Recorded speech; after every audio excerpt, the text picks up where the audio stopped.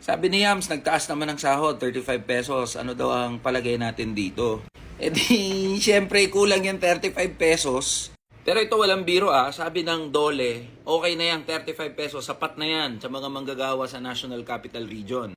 Ngayon, tignan natin yung naging basis ng Regional Wage Board para sabihin nila na sapat yan, 35 pesos na wage increase na yan. Di ba sa nakaraang video, pinaliwanag natin na ang pagtatakda sa sahod ay regional. So, ibig sabihin, yung mga regional wage boards ang dumidinig dito sa mga petisyon para itaas yung sahod ng mga manggagawa. Dito sa National Capital Region, may 3 petisyon para itaas ang sahod ng mga manggagawa. May 597 pesos wage increase, tapos may 2 na 750 pesos wage increase.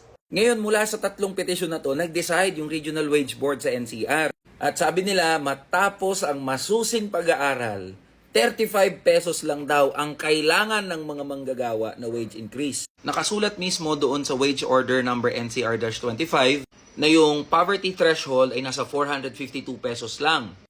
Ang kahulugan ng poverty threshold ay ito yung halaga na kinakailangan ng isang tao para mabuhay sa isang buong araw. So kasama na dito sa halaga na ito yung pagbili mo ng food and non-food na mga bagay. Ngayon, yung ginamit na datos ng Regional Wage Board ay yung poverty threshold noong 2021 pa. Kung gagamitin natin yung preliminary poverty statistics mula mismo sa PSA, ang kinakailangan ng isang tao para siya ay mabuhay at mabili niya yung food and non-food na mga pangangailangan niya sa isang buong araw ay nagkakahalaga ng 16,557 pesos. So kung i-divide yon sa 22 working days, pumapatak na nasa 750 pesos kada araw ang kailangan ng isang individual para maitawid niya yung minimum na mga pangangailangan niya. Tas magkano? Suma total yung sahod na matatanggap ng mga manggagawa sa NCR. Nasa 645 pesos lang. Ang mas masaklap, garampot na nga yung dinagdag dun sa sahod ng mga manggagawa. Tapos sa NCR lang yung may wage increase. Paano naman yung mga probinsya? Tapos hindi naman bumababa yung presyo ng mga bilihin. Paano mapagkakasya tong 35 pesos na wage increase?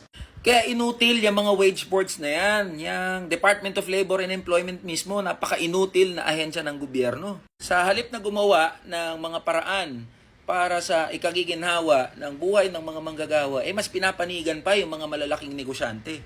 Kaya panahon na talaga para buwagin yung provincial rate na yan tsaka yung mga wage boards na yan. Kailangan nang i-abolish ang provincial rate at ipantay ang sahod ng mga manggagawa mula NCR, Luzon, Visayas at Mindanao.